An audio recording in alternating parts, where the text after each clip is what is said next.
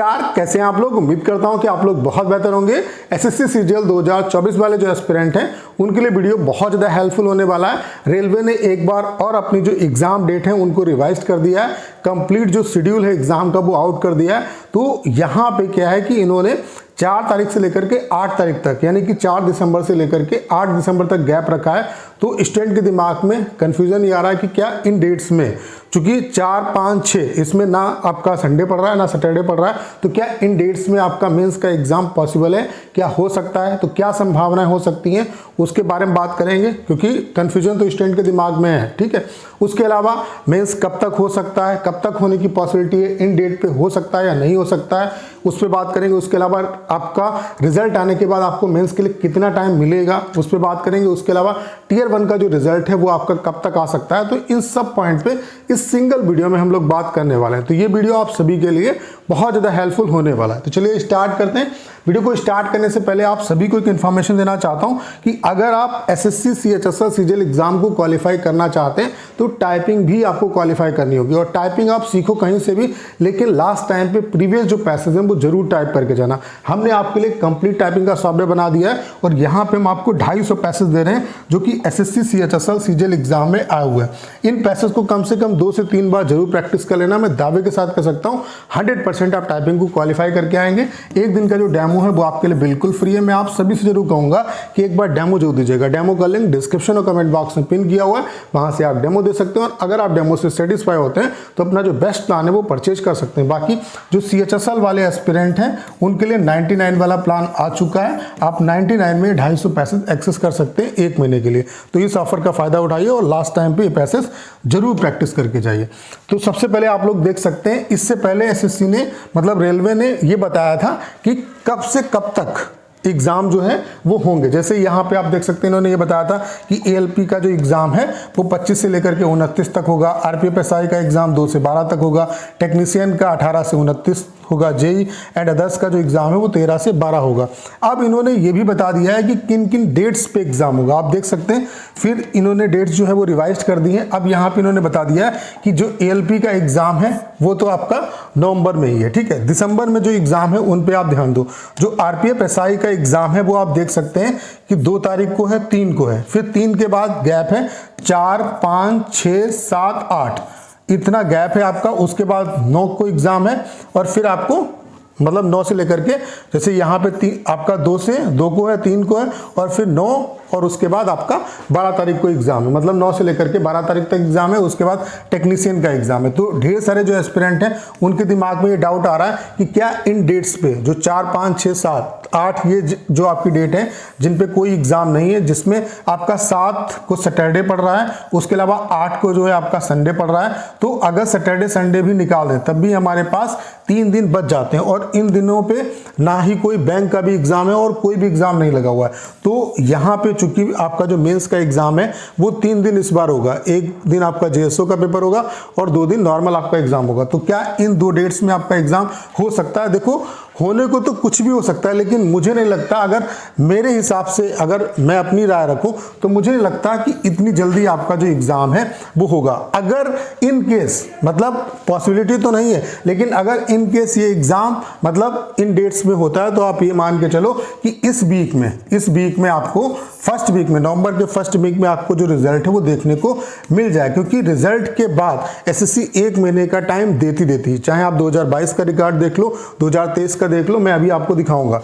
आप देख सकते हैं यहाँ पे जैसे कि 2022 का मैं आपको 2022 का दिखा देता हूँ। ये आप देख सकते हैं ये 2023 का है। 2023 में आप देख सकते हैं यहाँ पे जो आपका रिजल्ट आया था वो 19/9/2023 को आया था और जो मेंस स्टार्ट हुआ था आपका वो 25/10/2023 से स्टार्ट हुआ था। तो 1 महीने प्लस का टाइम यहाँ पर भी मिल गया था। उसके अलावा आप 2022 का भी देख सकते हैं, जबकि यहाँ पे 2022 में एसएससी ने डेट बहुत पहले बता दी थी। तो यहाँ पे जो रिजल्ट आया था वो 9 फरवरी को आया था और आपका जो एग्जाम स्टार्ट हुआ था वो 2 तारीख से स्टार्ट हुआ था, यानी कि 20 दिन प्लस टाइम यहां पर ही मिल गया था। तो आप ये मान के चलो कि आपको मतलब रिजल्ट आने के बाद 1 महीने का तो टाइम जो है मोटा मोटी मिलेगा ही मिलेगा, ठीक है। उसके अलावा ये जो मतलब इन डेट्स पे एग्जाम मुझे इस वजह से नहीं लगता है कि पॉसिबल है, क्योंकि मतलब अभी क्या है कि रिजल्ट का कुछ अता पता नहीं। अगर इन डेट्स पे एग्जाम होगा तो आप ये मान के चलो कि रिजल्ट आपको 1-2 दिन में देखने को मिल जाएगा, ठीक है। उसके अलावा आकाश यादव सर के बारे में आपको पता होगा, उन्होंने भी प्रेडिक्शन कर रखी है कि जो आपका मेंस का एग्जाम है वो 18 जनवरी से स्टार्ट होगा, 18 जनवरी से स्टार्ट होगा। अब इनकी प्रेडिक्शंस पे आप इस वजह से रिलाई कर सकते हो क्योंकि अभी तक जितनी भी प्रेडिक्शन इन्होंने की है वो आप ये मान के चलो कि 99% वो सही गई है। बाकी एसएससी कुछ एक्सपेरिमेंट कर दे, कुछ उसको नया करना हो तो भले ऐसा हो सकता है, बाकी मुझे नहीं लगता इसकी संभावना है। अब इनकी प्रेडिक्शन इस वजह से भी सही होती क्योंकि अभी तक इनका आप अगर ट्रैक रिकॉर्ड उठा के देखोगे तो लगभग इनकी प्रेडिक्शन सही रही है, ठीक है। 1% चीजें अप एंड डाउन हो सकती है अगर मान लेते हैं कि कुछ नया ही करना हो एसएससी को, ठीक है। बाकी क्या है कि इनका टीसीएस की जो लैब होती है, चूंकि आपका जो एग्जाम है वो टीसीएस की लैब में होता है, तो टीसीएस की जो लैब है उसमें इनके अच्छे खासे लिंक है, ठीक है। तो जो लैब वाले लोग होते हैं उनके पास एग्जाम से पहले काफी टाइम पहले आप ये मान के चलो कि उनके पास शेड्यूल आ जाता है एग्जाम का कि कौन कौन से एग्जाम जो है वो लिस्टेड है, पहले से उनके पास शेड्यूल आ जाता है कि इन डेट्स में ये एग्जाम है, इन डेट्स में ये एग्जाम है। तो आप ये मान के चल सकते हो कि इनकी जो डेट है इस पर आप रिलाई कर सकते हो कि जो इन्होंने 18 जनवरी बताया तो हो सकता है इसमें मतलब 18 से ना हो करके आपका 19 से हो, 20 से हो, ठीक है, वो हो सकता है। लेकिन जो ये डेट इन्होंने बताई है आप ये मान के चलो 99% आप इन पर रिलाई कर सकते हो। बाकी कब कब एग्जाम हो सकता है वो भी मैंने आपको बताया।